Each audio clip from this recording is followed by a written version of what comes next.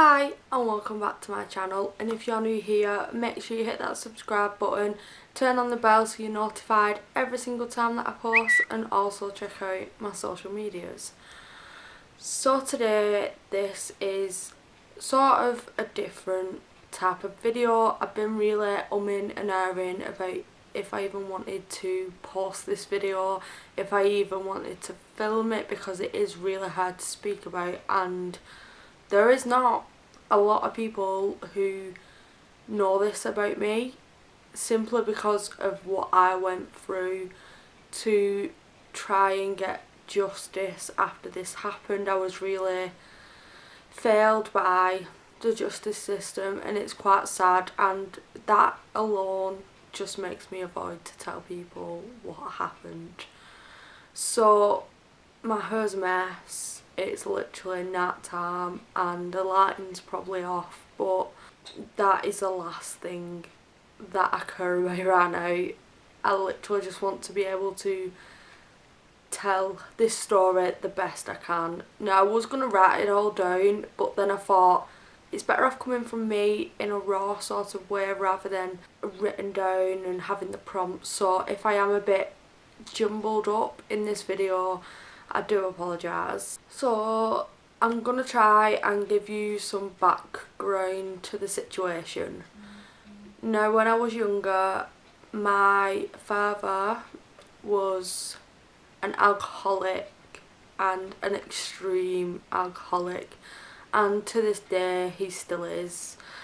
And also back in the day, my mum was quite bad with alcohol as well, but she wasn't as bad as what my dad was. In my mum and dad's relationship, from what we seen, there was a lot of violence from my father towards my mum.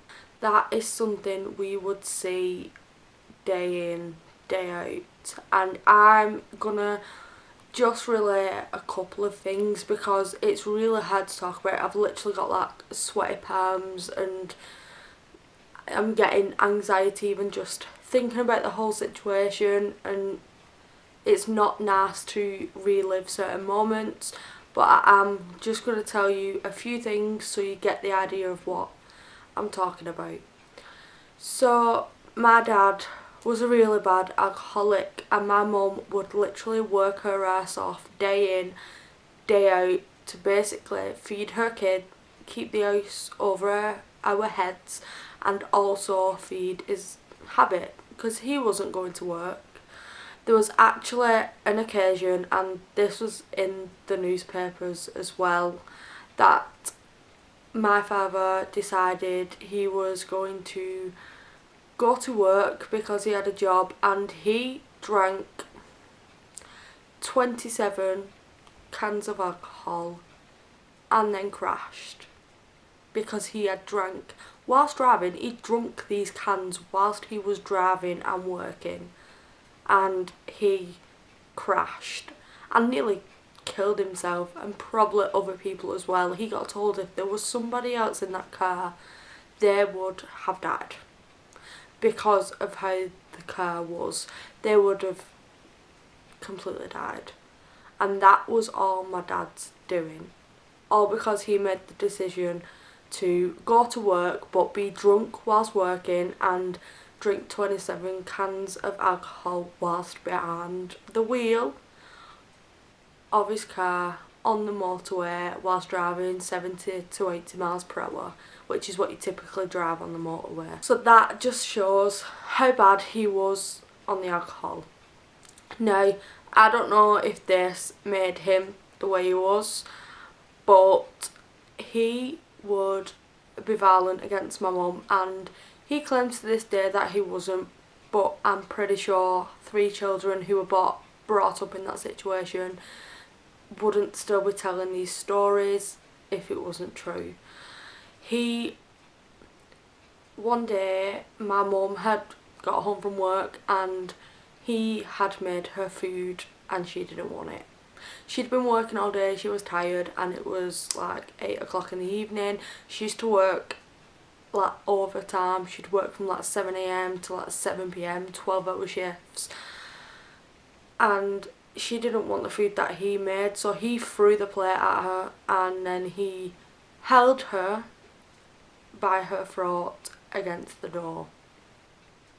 And this was whilst his 3 kids were in the room and they could see what she was doing. I think I was maybe around 8 or 9 years old at this time. Now when I was around 12, 13, my mum and dad split up, and one day my dad was taking things out on me. There'd been an argument about something and he was getting really angry, and my mum just cracked and she was like, I can't take this no more. She said to me, she said, here's a bin bag, go and get some of your stuff, we're leaving. And I went upstairs and packed some stuff for me and my 2 sisters, and we then left and went to my nan's house, and my mum made herself homeless with her 2 children just to get away from him. That, if I'm being honest, was the best thing that she could have done, because the worst thing you can do is stay in a situation like that, especially when the abuse starts to come towards your children, which it did do. Now, I understand discipline as maybe smacking your child on the back of the legs because they've done something wrong, or maybe on the hand, but when you physically throw things at your children, and there were times where this happened, and my sisters can vouch for that, but it actually happened to one of my sisters, so I'm not going to go into too much detail. That's down to them to tell that story. The best thing you can do is definitely get out that situation, and I will link some stuff down below, so if there is anybody going through things like that, you can get the help that you need, because I know how hard it can be for somebody in that situation. When my mum split up from my dad, it went through courts and there was a whole long, I suppose, custody battle, and it ended up where my dad got custody of us part-time, so we would go on the weekends and then would stay at my mum's through the week. And I remember one weekend and he had been drinking, and see, it's going to be really hard for me to tell this bit because it happened to me, and I am going to try and not get emotional because it's really hard not to, but I don't want to be getting emotional on camera. So if I'm like smiling and stuff, that's just me being like nervous and anxiety. It's not me trying to make the situation funny or anything like that, I'm sorry. But when I was at my dad's, and it was when the World Cup was on and I was about 13 years old, my dad hit me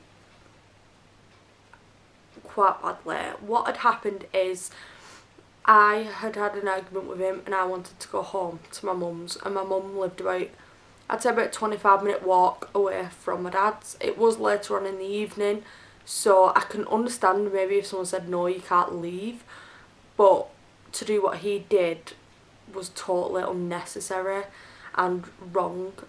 I left his house and he bombed it up the street after me, and he was drunk and his now wife was drunk as well, and he literally like dragged me back and he slapped me, he was pinning me down, he was kicking me up off the floor because I was obviously fighting against him on the floor. He was like kicking to get me up off the floor, to get me moving, and he then took me back to his house and he called the police on me to get them to take me back to my mum's because I was apparently causing a disturbance or a scene as such.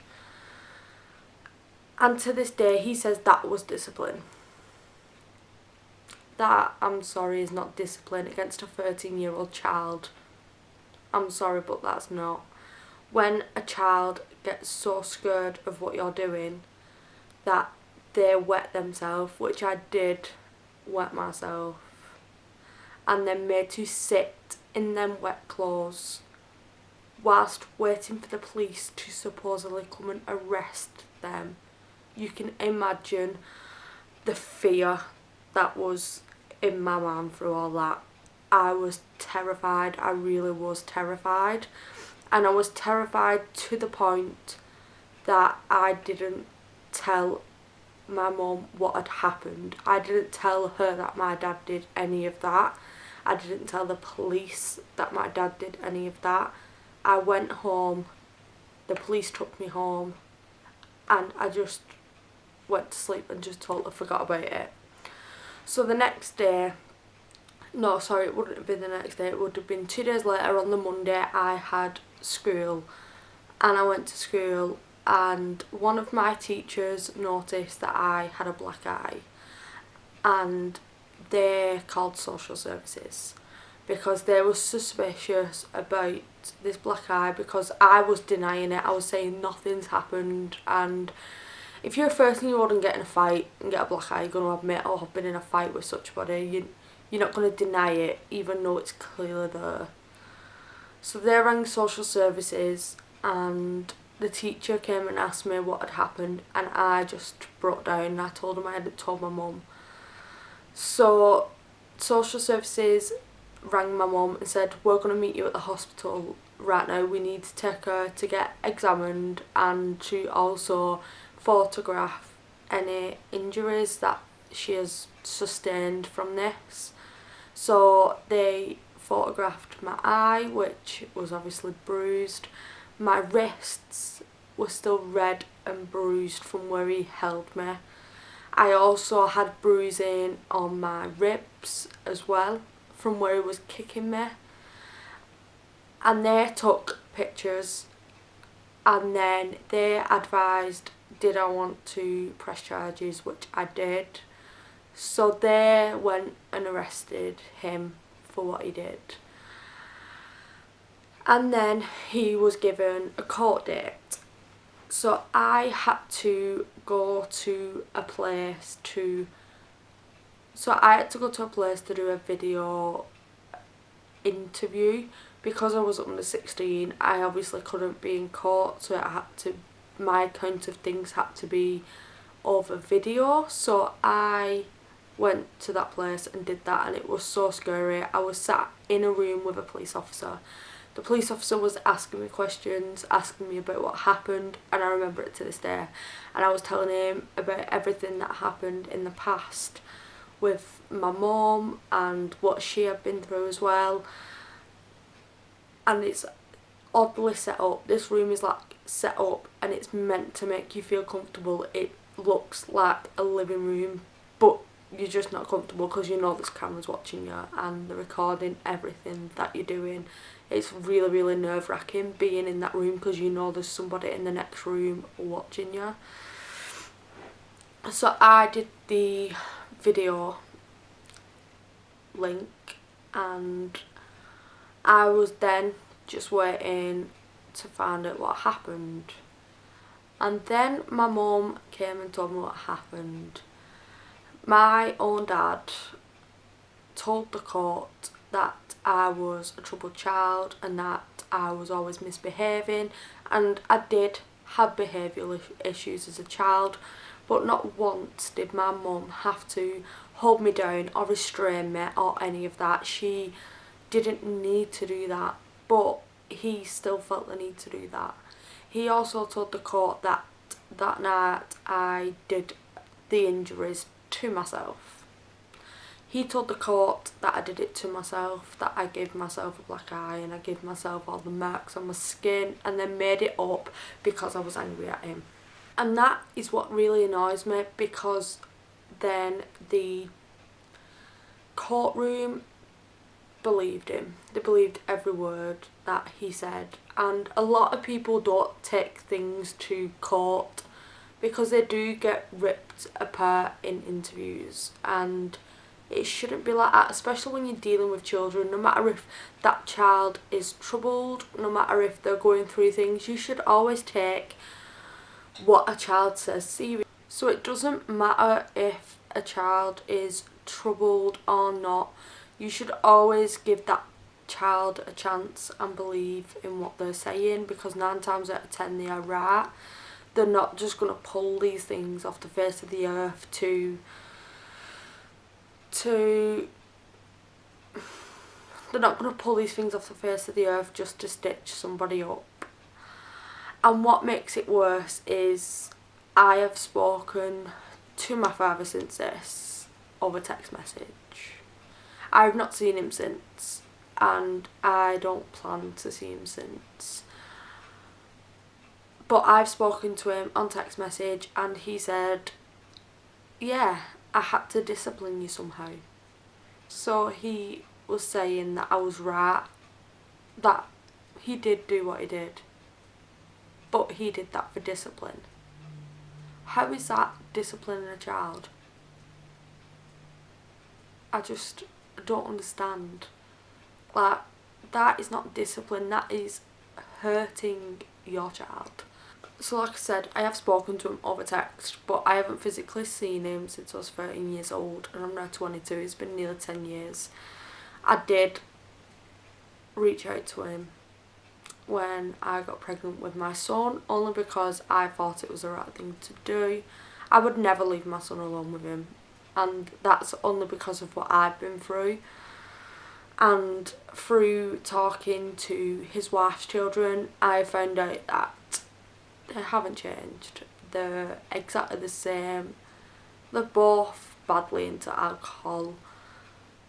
And I'm glad that I took the text messaging no further, because through the text messages I realised he hadn't changed. He got really angry because I didn't tell him the minute that my son was born. I didn't tell anybody for a couple of days. I didn't announce it for a couple of days on my social medias, simply because my labour was traumatic and I was quite poorly afterwards. So Dave had sent messages and called a few people who were close to me to let them know that I had given birth. But he knows I don't speak to my dad. He knows my dad's not part of my family anymore, so he's not going to sit there and think, oh, I'm going to contact Zoe's dad and tell him that I'd given birth. So them are just a few things that happened to me when I was younger. I'm so glad that we are where we are today, because my mum was a really strong woman. She got away from that. She has just been really strong about stuff, and I hope I'm that strong and independent woman, and I hope my son sees that and becomes a strong independent man himself, because you shouldn't let nobody treat you that way. If you're going through a similar thing where a family member is abusive, or your parents are abusive, or your partner's abusive, then please reach out. Even if you feel like you can't leave, at least speak to somebody about it and get that sort of ball rolling, because you can't stay in that situation. It's really not healthy, one, for your mental health, and two, for your physical health as well. So this really has affected me. Like I said in my previous videos, I suffer with depression, anxiety, and it really stemmed from this. And that's another reason why I wanted to talk about it. I want to be able to talk about things that are going on, or things I've been through. One, to help somebody else. I know this video is a bit mumble jumble, but this video just may help somebody else talk out or get away from that situation. And that's what I want to use my life experiences for. And I also just want to talk about it in general, because talking really does make me feel better. Once I've let go of something by talking about it, it really helps me improve in my own mental health. And I'm really glad that I've got you wonderful people who just show me support day in, day out, who message me on Twitter and Instagram and on my social medias and show me love, because I've never had support like that before. I've only ever had a really small support network, so knowing that people are coming into my support network and being so lovely is amazing. and I am so thankful for every single one of you. And I'm thankful to anybody who comes across this video and decides to subscribe. YouTube is just a hobby for me at the moment, but I really enjoy doing the content that you guys love, and being able to open up and be honest and personal with you guys, one, makes me feel better, and two, I hope it makes somebody else laugh a little easier when they can kind of resonate with what I've been through. So that is all for today's video. I hope you did enjoy. If you did, please give it a big thumbs up. If you haven't already, please subscribe. It literally means the absolute world to me. And I shall see you tomorrow for another video. Bye.